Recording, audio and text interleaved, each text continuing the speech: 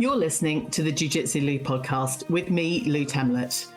I'm guessing you're having a good day because either you've been on the mats, are considering getting on the mats, or taking your best mate to train. I'm so happy you're here listening or watching this episode. Please don't tap out before the end. When you want to meet friends and get more girls and women onto the mat, start training Jiu Jitsu. I'd like to welcome Taylor Ben to my podcast. Taylor, hello. How are you? I'm good, thank you. How are you? Very good, thank you. So we're joined by Taylor and her dad, Darrell. Hi, Dad. How are you doing? Not too bad, thank you. Good.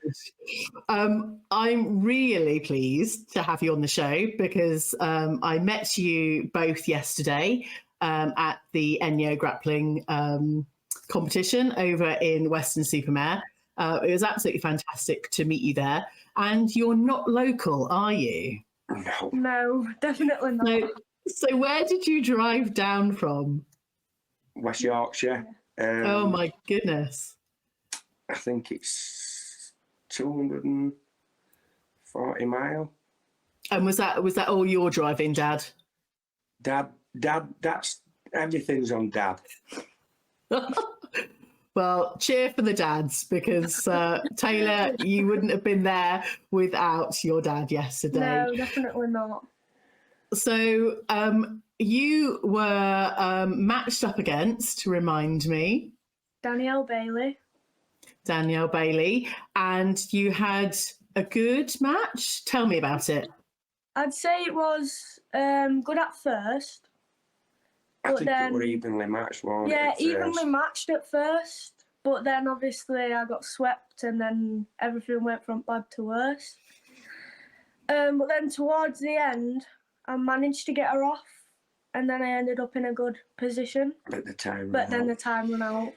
Oh, and was it a 6-minute match? Remind me from yesterday. 5-minute match. 5 minutes.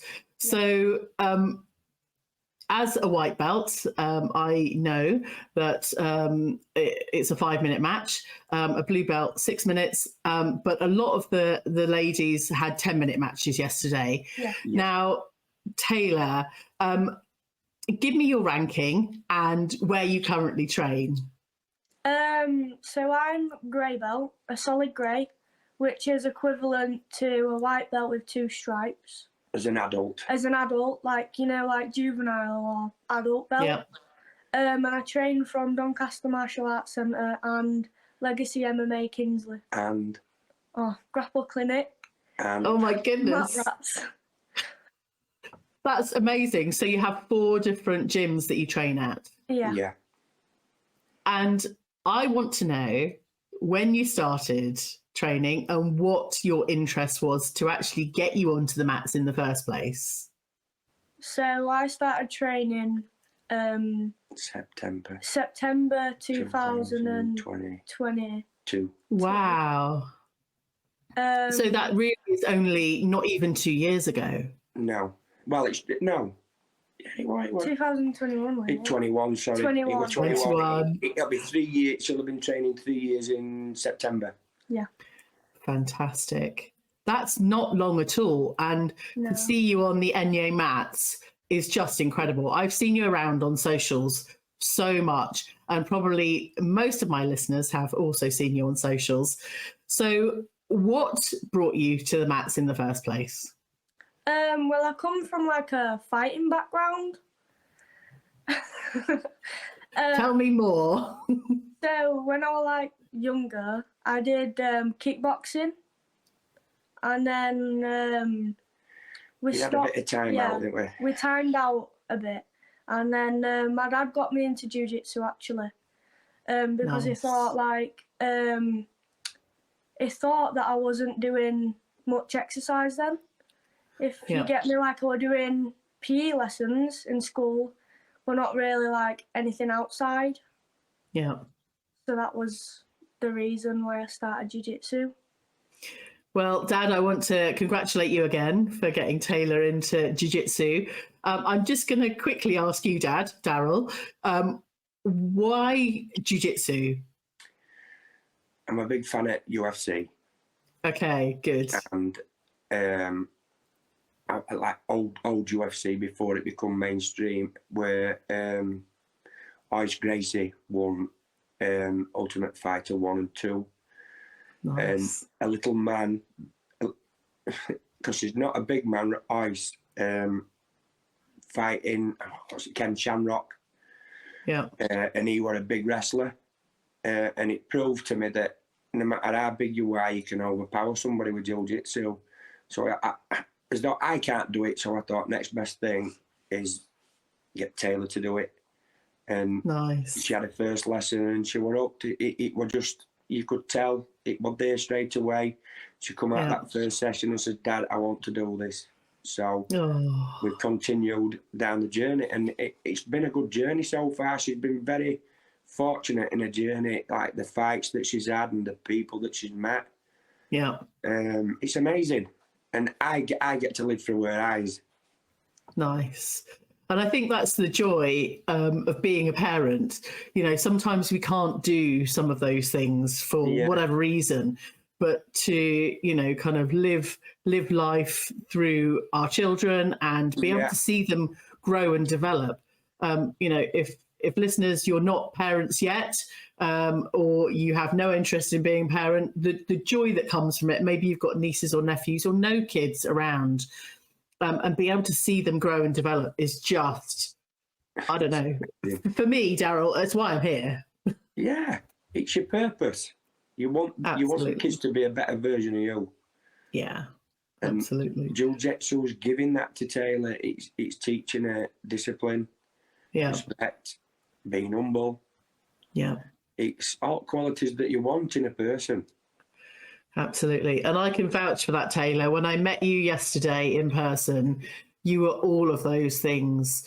It was the kind of graciousness, the humbleness, the kind of respectful young individual. So I'm really grateful that you're flying the flag for, you know, young jiu-jitsu people in the mix. So, yeah. Just well done to you, and thank you for being there. And you act and operate exactly the same online as well. So, thank you. You know, thank you. Yeah, that really means a lot. To be fair. Good. So it should, because you know you're the next generation. For me, as a female and a parent in jiu-jitsu, you know, to have the younger generation, I watch you in your match, and I learn. You know, whilst you might be learning, I'm learning from you and your moves and how you're kind of thinking and operating. You know, I can't remember how you came onto the mat, but I know a lot of the competitors yesterday were kind of, you know, stepping around the mat, you know, running around the mat, really hyping up. What's your routine when you go to compete? Well, Rituals for the night before is a big meal. Yeah. What's on your menu? It just depends burgers. where we are. It's usually burgers, yeah. Dad, you need to be quiet now. Taylor, tell me. So I normally have burgers, but then I usually have on them barbecue, like barbecue sauce. Yeah. Like I can't go anywhere without barbecue sauce. Okay. I know it sounds daft on a burger, but it's really, really nice to me. And then with the chips, I just like them on their own. I can stay as this house. Nice. I agree with the chips. I'm not a sauce on chips kind of person. You know, that's your kind of night before ritual. An early night. What's your? Yeah. Fully rested. Day at fight, she doesn't get nervous really. No, I just on a car journey. If it's a car journey, I put my headphones on, and I just blocks listen. Everybody out. I just listen to music until we're there, and then I take them off. Nice. You were incredibly calm yesterday. You know, I was messaging a friend who couldn't be live at the match yesterday to watch you, but we were talking about the energy, and for me as a spectator, you know, there was no nervous energy. Everything was really calm. You know, I wasn't. I think that just comes with time and just we're used to it now. It's just a part of it. So I think she just comes out as cool as a cucumber. It's unreal. It's just normal. Whereas I'm the other way, I get really nervous. Oh. So what do you do to kind of calm your nerves, Dad? It's nervous wheeze with me. That's what it is with me. So if you see that I'm going to the toilet 5 or 6 times in about 10 minutes, you know that it's me what's nervous. Yeah.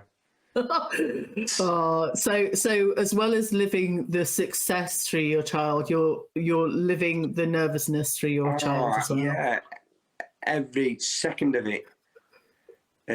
But it's what she loves to do, and so good. It's just awesome. It's just me. I can't get a grip on my nerves. She's as she is, and it's just me. Well, I think it's better for you to have the nerves, Darrell, and leave Taylor to be that calm, cool, collected young woman on the mats at every match. Yeah. So, Taylor, talk to me about your strategy when you're on the mats. Do you have a game plan? What are you thinking about?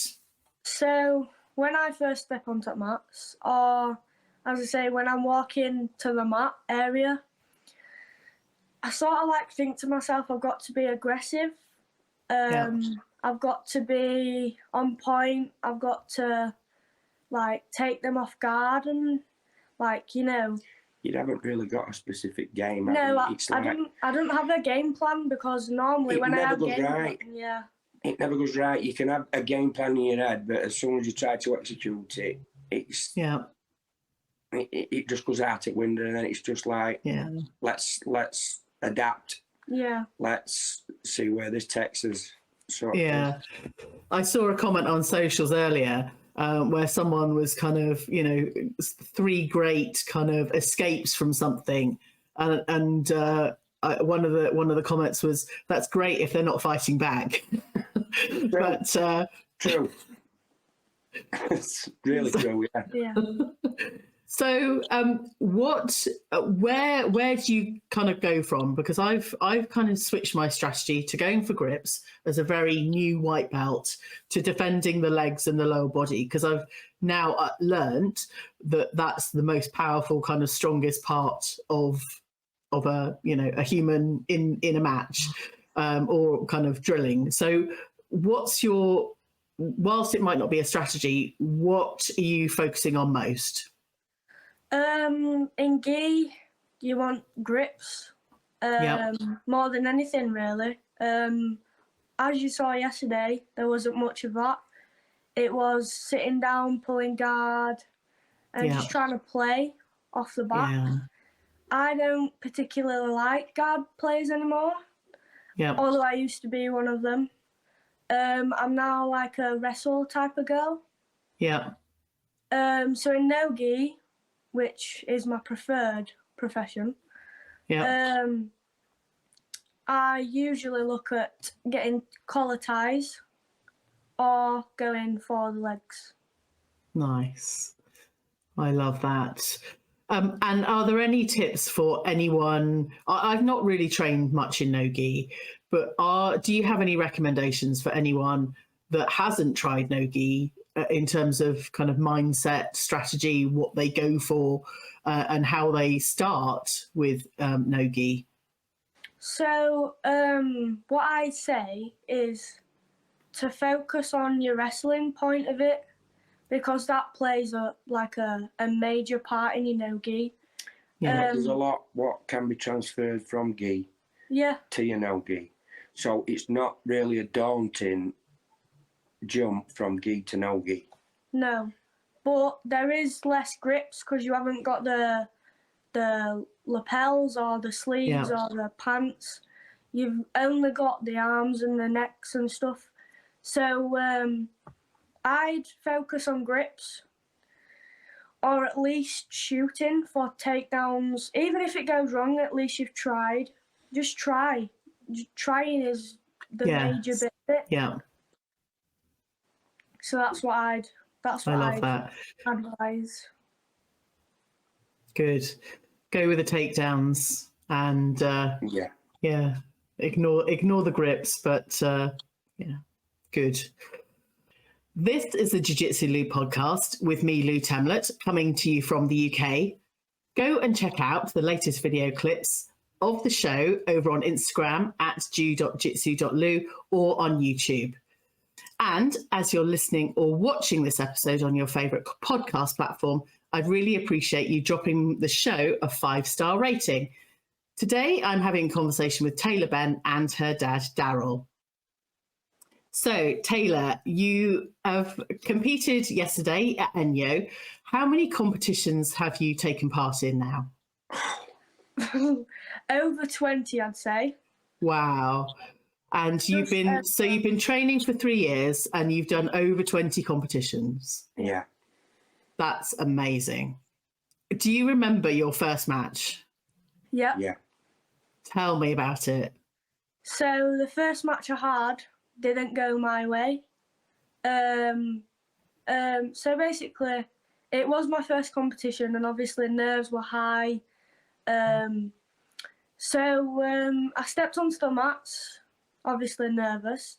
We shook hands, and then obviously a guard puller. She pulled guard, and it completely caught me off guard for some reason. Cross collar. And then she got me straight into a cross collar, which I didn't know how to defend. I think she'd only got 3 stripes and a white belt, so she was only 3 months in. Yeah. Wow. But the second fight in that category, she won. So and it as you know, the bronze. Yeah. So as you know, on my socials, my Instagram name is Taylor the Armbar Queen Ben. Yeah. And I've named that for this reason, is because that very first competition, my second fight, I got the girl in an armbar. Well done. Yeah. And how old were you when you did your first competition? 13. 13. That is incredible. I love the fact that there's a story behind the Armbar Queen.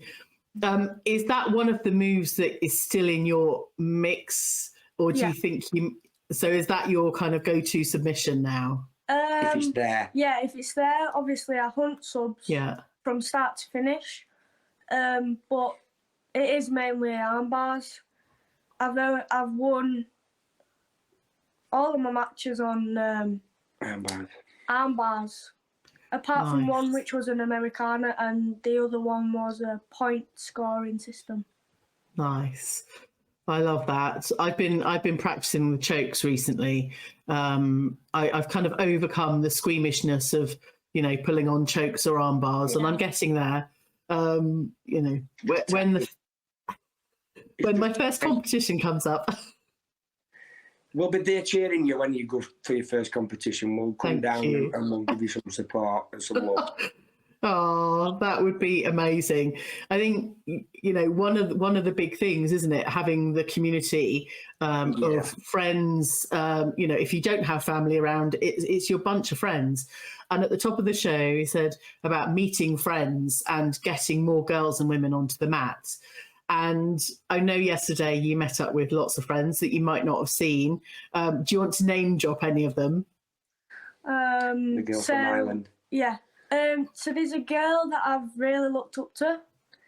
Her name is Maisie Vines. I don't want to pronounce that wrong. Yeah. But she's come from all the way from Ireland. Yeah. Just to do a match, which she won by, I think it was judge's decision. Yeah. But her and Olivia Marlowe were like one of the best in the teens bracket. Yeah. So it's really good to see that level. Yeah. And then don't forget your good friend Poppy. Poppy, we met at competition. the first competition actually. So we have been friends for nearly 3 years. Wow. She came up to me and asked me for a role on that first competition to warm. Oh wow. So then we warmed each other up. And I think we both got bronze. I'm not sure. I think I got bronze and she got, I don't know, I can't remember, gold or something. No, I can't remember. But then ever since, every competition that we've both been at, we've been constantly together. Nice. you won't be in a competition where you don't see us apart. Well, we went to the motel for Enyo's. I've had 2 nights with them out with parents. The parents are lovely. I come down with them. We sat and had a drink with them Friday night, didn't we? Yeah. In bar. Yeah. And as we both lost yesterday, it's brought us more closer together. I think, because losing is a big part of jiu-jitsu, as well as winning. Like, you can't always win a fight. Poppy's been on a winning streak. She's been on a winning streak. And I've looked up to that, so every time we see each other, it's like... She were always in your category, though, wasn't she? She was always in your category. So yeah, we're always fighting. You could never get the goals, but she's been promoted to yellow and white, so Poppy's out of that category now. So Taylor's got a bit more of a chance to bring some more goals out. She's a solid opponent, and I feel for anybody that was against her. If you're watching this and you go against Poppy, I'm happy. God bless her. Oh, do you know what? It's so good. All of the women that did amazingly yesterday all had people cheering them on and supporting them. You know, that was really noticeable. Having that support network around, you know, whatever you're doing in life, you know, having those people there. And I think, you know, even more so with what you've just been sharing with jiu-jitsu, you know, having the people that you know, match in, match out, around the country at different competitions. Yeah, it's just same faces, different town. It's who's on the comp scene's on the comp scene. If you don't see them, they're not competing. Yeah. So yeah, when we go to a competition, she's gone. As soon as we've signed her in and weighed her in, she's gone, and she's just socialising. She's just going around on mats and photos here, photos there. It's good. Constant support as well. Yeah. Like once you meet people, like they might come to watch your match, shout for you and cheer you on, and then you're doing the exact same for them as what they've done for you. So it's like a vice versa.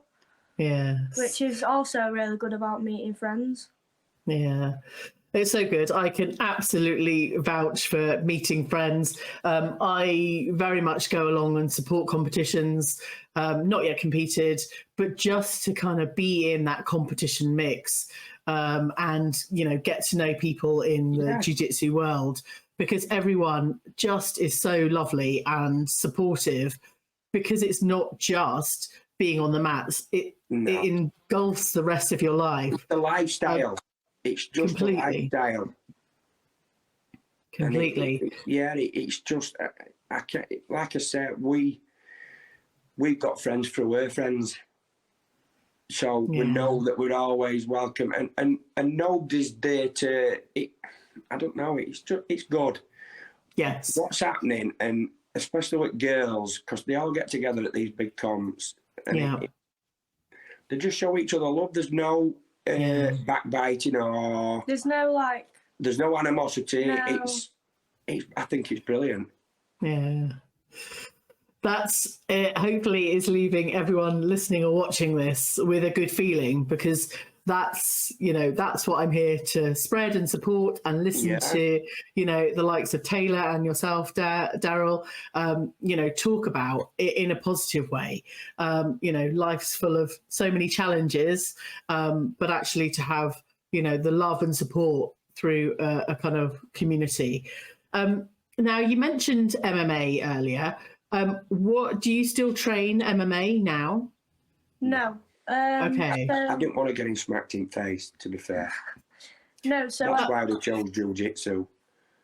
I did start it back up last year. We were thinking about like just cage, K1, because I was thinking about going down the MMA route, and then because again it was full of boys and men and stuff, like the gym, it put me off completely. So I just sort of like stick to jiu-jitsu. Like I feel like that's what's going to take me high in my career. I know there were a lot of kind of foot locks, leg locks, all sorts of things going on yesterday, and I did have to look away from the mats occasionally. But generally, we're all kept very safe, and that's one of the benefits as well about 100%. Training, kind of being jiu-jitsu. Whilst it's a wrestling sport or kind of martial art, it's a safe space to be. And and down. You've just got to tap, haven't you? If it's on, you just tap. Exactly. So you travelled a great distance yesterday, and kind of over the weekend. How are you supported by taking part in martial arts? Because we all know that training Brazilian Jiu-Jitsu comes at a cost. So tell me about how you're supported. A lot of the sponsors help out with fuel costs, travel costs, and hotel stays. A lot of it is self-funded, but the sponsors take a bit of that burden away. So DK Landscapes, they give £100 a month. That is for personals that month. And that's them two gingers, because so it's like a double. The husband and wife, it's a double sponsor. So that's all in together. Then Arpershaw help us financially. They've just paid for a training camp in Lake District. Oh wow! This coming Saturday. This Saturday at Lobo Gym in the Lake Districts. It's a 6-hour comp class, preparing them for nationals in 3 weeks' time. So and Boris Sport, they sort all fight wear out, all the clothing. Jakeaway Nutrition helps to keep on weight. We say eating clean, fighting mean. Yeah. And Ultimate Stoves, they help out financially. So it all helps, because it is self-funded and it is a lot of money. Like weekends away, because it's been a full weekend away with fuel costs. It's a lot of money. Yeah.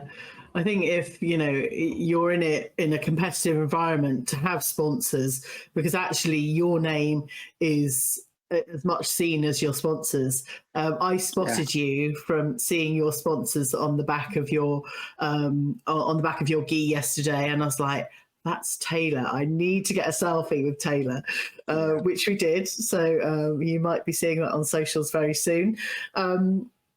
I think it's just incredible, Taylor. And, kudos to you, Darrell, for supporting and all of the sponsors to kind of, get you through this. I've done nothing in the way of, I've done nothing in the way of helping to get these sponsors. Taylor puts herself out there. That's amazing. Taylor's done it all herself. It's not me going to companies. We've got a good little community around us where we live, and they just want to see her succeed, and they want it same as what we're wanting for her. They want it to be a success, and they're backing that with money. They're putting the money where the mouth is. But there's room for more. There's always room for more. Yes, I saw this. I saw the gaps on the back of the gi. It's real estate to us that night. It's real estate. That space on the back of her t-shirt is real estate. You've got to pay now. You've got to pay to be on the back of that. So, Taylor, tell me what your vision is for, if for the next 12 months. I'm sure you've got your whole jiu-jitsu career mapped out, but what would mean the most to you over the next year? Basically just getting my name out there, trying like new shows that I've never been on before. IBJJF. And then hopefully doing a big IBJJF at the end. So I think there's one in Dublin. So October time, I think. Yeah, I'll be juvenile then, but obviously. But you've got some big fights coming up. You've got nationals in. You've got Liverpool in 3 weeks. Which is a Victory Invitational. That's another invitational. She's got nationals this month. She's got another invitational in Grapple House Invitationals in April. And then it'll be. It should probably have 3 months. 3 months training for Worlds. Yeah, Worlds in July. August, I hope to be back in Enyo. Yeah. And then it'll be September. Euros, internationals, and internationals. There's so many dates to think about. I can imagine the calendar at home kind of blocked out with all of your competitions and it's not written down, it's all up here. love it. I think you're going to be overrun with competitions that you might need some way of documenting it.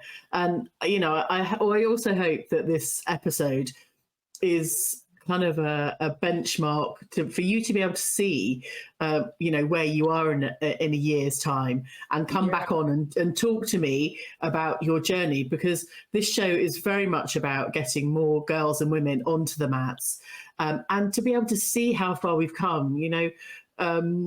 Whether you feel it or not, you can kind of go through life and feel like you've got nowhere, or life is challenging, but actually if you've got something to look back on and go, I've achieved this, I've done this and done that, it's such a joy, and to remind yourself as your progress and growth over time. And I know you're still young and you've got a massive career ahead of you, which I'm very much looking forward to following.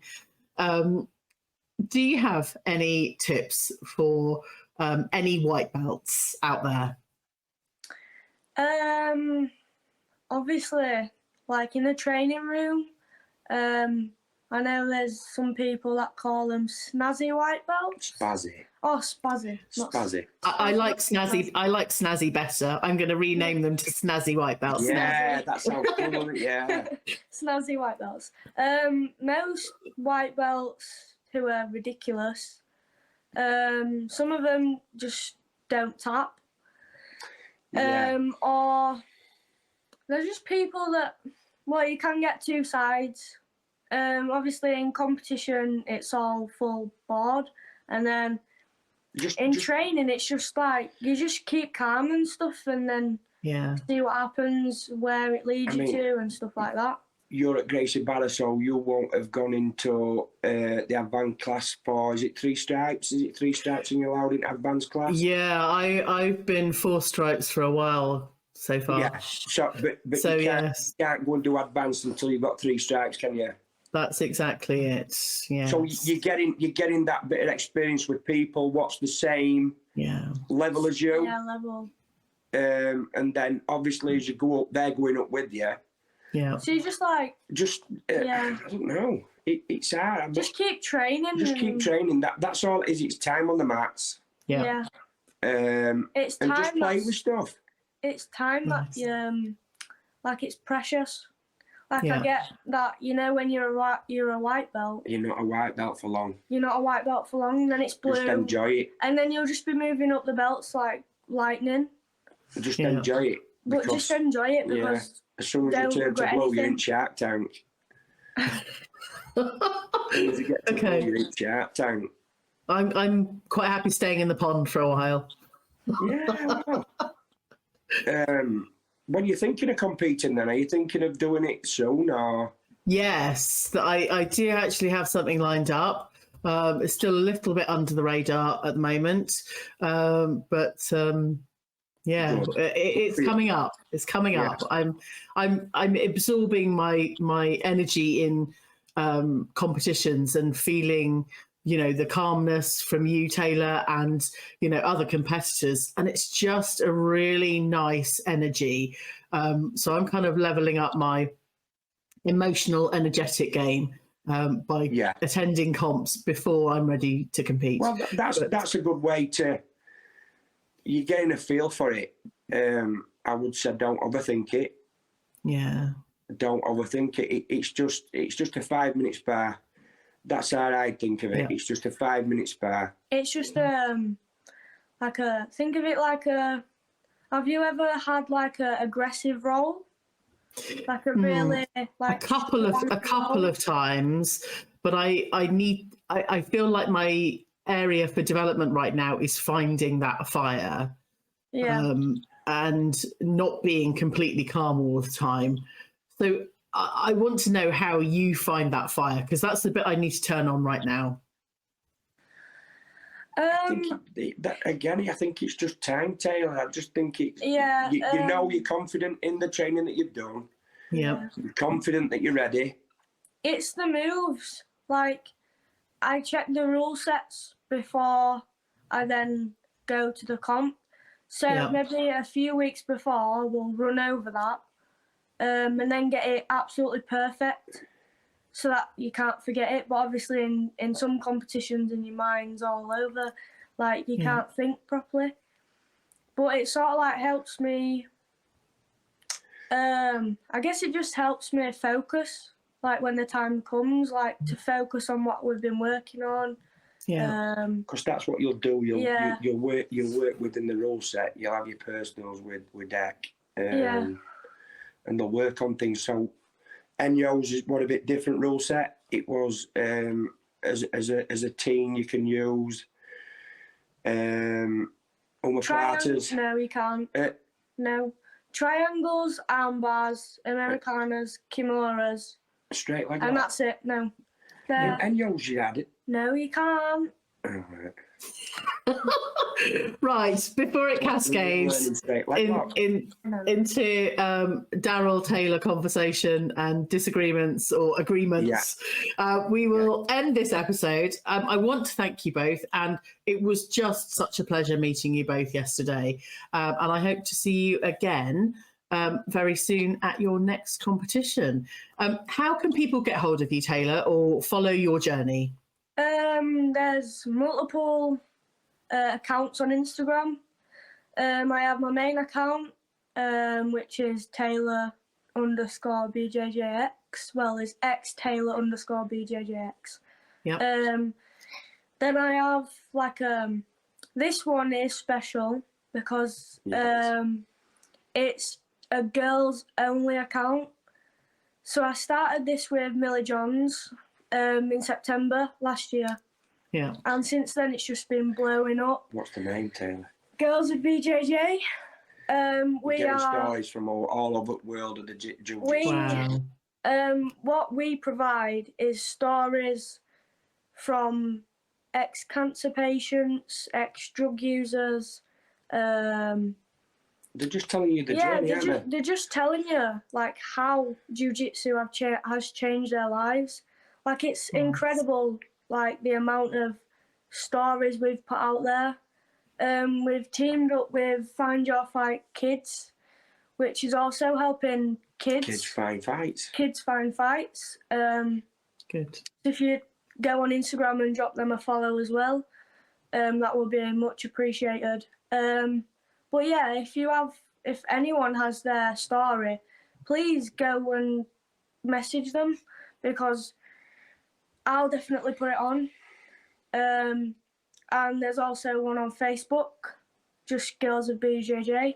I post regularly. Well, I haven't been. She's getting them from all over the world, posting it.